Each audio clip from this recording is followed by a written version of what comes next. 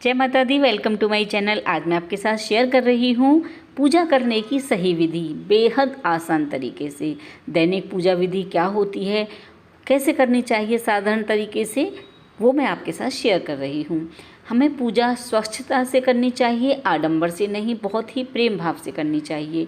घर के मंदिर में बिना किसी त्रुटि के हम साधारण तरीके से पूजा कैसे कर सकते हैं, तो हमें सूर्य उदय से पहले उठ जाना चाहिए और अपने हाथों को खोलकर अपने इष्ट देव का मंत्र बोलकर अपने मुंह पर 3 बार फेर लें। जो भी आप लड्डू गोपाल को, माता रानी को, जिसको भी मानते हैं, हनुमान जी को, उनका कोई भी मंत्र बोल लें। फिर आपको धरती माता को प्रणाम करना चाहिए।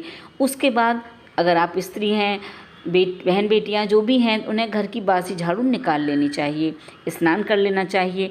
और स्नान करने के बाद अगर आप बाल धोती हैं तो आपको टपकते हुए बालों से, यानी कि बालों में से जो पानी टपकता है उससे पूजा नहीं करनी चाहिए। बालों को अच्छी तरह से पोंछ लेना चाहिए, झाड़ लेना चाहिए। उसके बाद आपको जब भगवान की पूजा करें तो सबसे पहले आप अपने मंदिर में से भगवानों को निकाल कर मंदिर साफ़ कर लीजिए।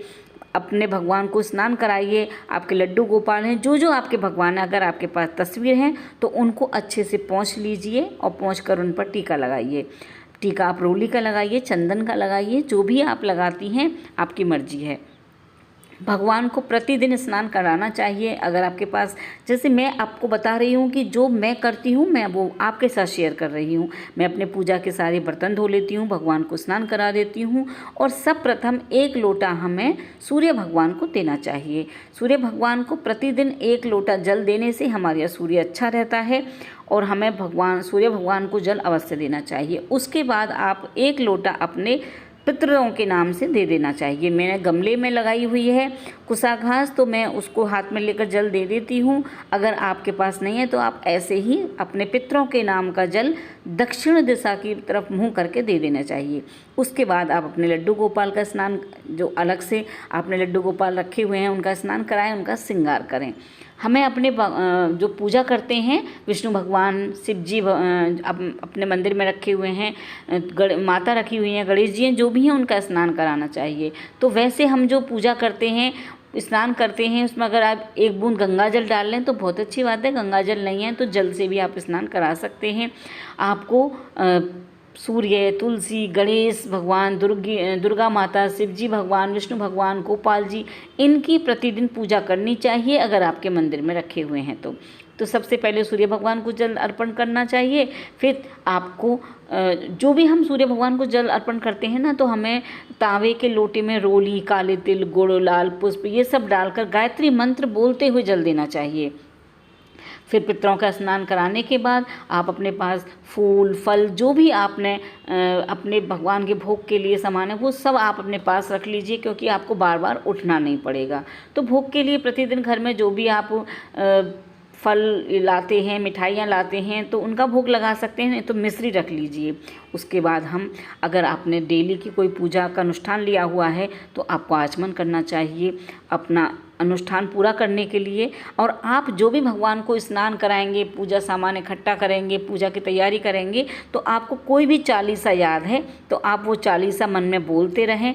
मंत्र याद हैं तो मंत्र बोलते रहें, अपने इष्ट देव का मंत्र बोलते रहें, जैसे ओम दुम दुर्गाय नमः, या आप गणेश जी भगवान का मंत्र ओम गम गणपते नमः, ओम गम गणपते नमः, गायत्री मंत्र बोलते रहें, हनुमान चालीसा पढ़ते रहें, ओम भूर्भुवस्सुः तत्सवितुर्वरेण्यं भर्गो देवस्य धीमहि धियो यो न प्रचोदयात्, ओम नमः शिवाय। जो भी मंत्र आपको बोलना है आप वो बोलते रहें। उसके बाद मंदिर की तैयारी करने के बाद सर्वप्रथम आपको तुलसा जी की पूजा करनी चाहिए।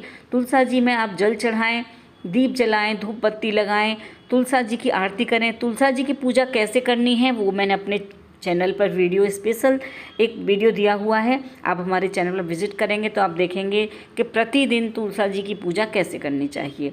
मैंने अपने शालिग्राम भगवान को तुलसा जी के गमले में रखा हुआ है, तो मैं वहीं उनकी पूजा करती हूँ। आपने अपने घर में कहीं भी अपने भगवानों को रखा हुआ है सजाने के लिए, डेकोरेशन के लिए, तो उन पर भी आप दिया घुमा दीजिए। जैसे जगह जगह तस्वीर लगा लेते हैं, घर में भगवान रखते हैं, तो वहाँ भी हमें दिया घुमाना चाहिए।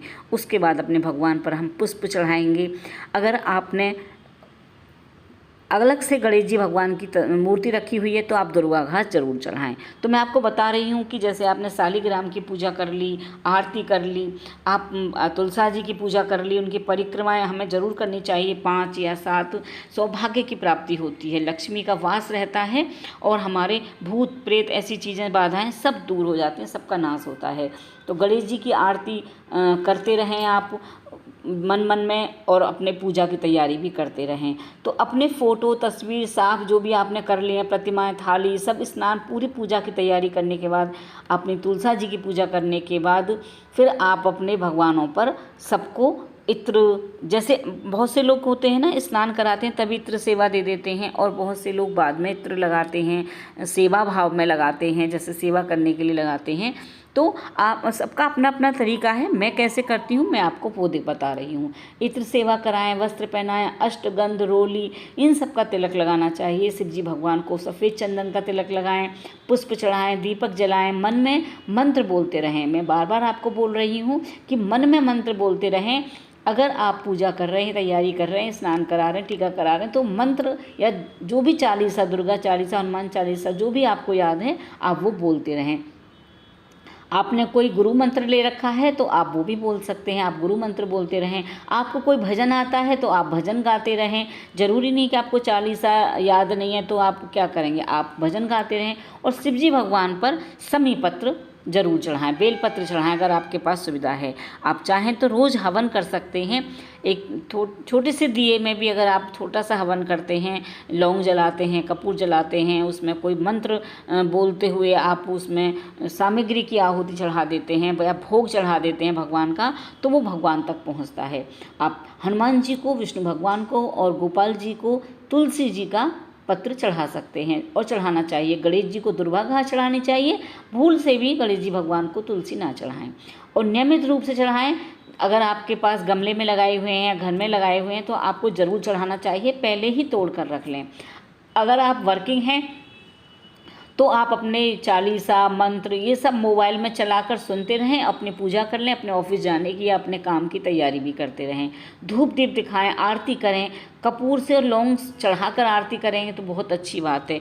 और फिर आपको आरती करने के बाद जल को घुमाना होता है, 3 बार जल फेरेंगे। भोग लगाने के बाद भी आप जल फेरेंगे। मेवा, फल, मिष्टान, बतासे, इन सब का आप भोग लगा सकते हैं। घर में शुद्ध और सात्विक अगर आप भोजन बनाते हैं तो आप उसका भी भोग लगा सकते हैं।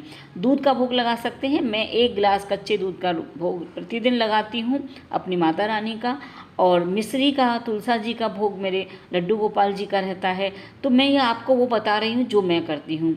आपको भगवान की पूजा करने के बाद परिक्रमा भी लेनी चाहिए, क्षमा भी मांगनी चाहिए, और कभी भी भगवान की पूजा करने के बाद पीठ दिखाकर नहीं आना चाहिए मंदिर से। अपने जो घर में मंदिर है, पूजा करने के बाद एकदम से पीठ नहीं दिखानी चाहिए, पहले 1-2 कदम पीछे को हटना चाहिए और उसके बाद आपको पीठ दिखानी चाहिए, यानी कि घूम जाना चाहिए।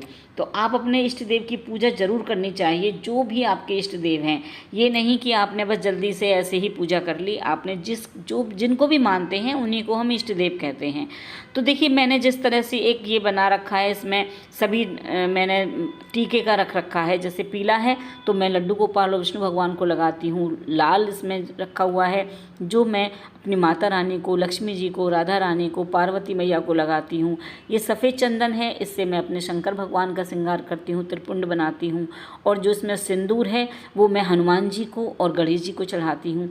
तो आप इस तरह से भी रख सकते हैं और एक ही टीका भगवान को लगा सकते हैं। अगर आपके पास चकला है चंदन घिसने वाला तो आप घिसकर हथेली पर ले लीजिए और उससे अपने भगवान का श्रृंगार कर दीजिए। तो आपकी पूजा में कोई आडंबर नहीं होना चाहिए, जैसे आपके भाव हैं आप इस तरह से मेरी तरह भोग प्रसाद बना के रख लीजिए। भगवान का भोग लगाने के लिए बेसन के लड्डू मैंने बनाए हुए हैं, और ये बुधवार की स्पेशल पूजा है। मतलब मैं हर दिन स्पेशल जो भी दिन होता है, जैसे मेरी पूर्णमासी का व्रत होता है तो उसके हिसाब से भोग बना के पूजा करती हूँ, अलग से चौकी लगाती हूँ। एकादशी का व्रत होता है तो अलग से चौकी लगा कर भी मैं इस तरह से पूजा कर लेती हूँ। और अगर मेरा जैसे बुधवार है और बुधवार को कोई व्रत पड़ रहा है तो गणेश भगवान को दुर्वा घास, पुष्प, साबुत मूंग की जो दाल होती है वो चढ़ाती हूँ, जनेऊ चढ़ाती हूँ। मतलब जो भी दिन स्पेशल होता है तो उसकी पूजा अलग अलग होती है। प्रतिदिन की जो पूजा होती है उसके प्रतिदिन में ही वो वाली पूजा मेरी हो जाती है। जैसे मेरा एकादशी का, दुर्गाष्टमी का व्रत होता है उस तरह से। और दुर्गाष्टमी का व्रत होता है या वैभव लक्ष्मी का व्रत होता है तो भगवान को गुलाब अर्पित करती हूँ, सभी भगवान को गुलाब अर्पित करती हूँ। एकादशी का व्रत होता है तो मैं पीले जैसे गेंदा के फूल होते हैं वो अर्पित करती हूँ।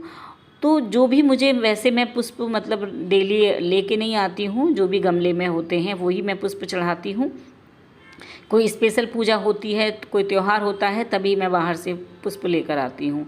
और इस तरह से आप देख सकते हैं मेरे सभी भगवान ने जो गले में बैजंती की माला पहनी हुई है, ये बैजंती की माला हैंडमेड है, बनाई हुई है।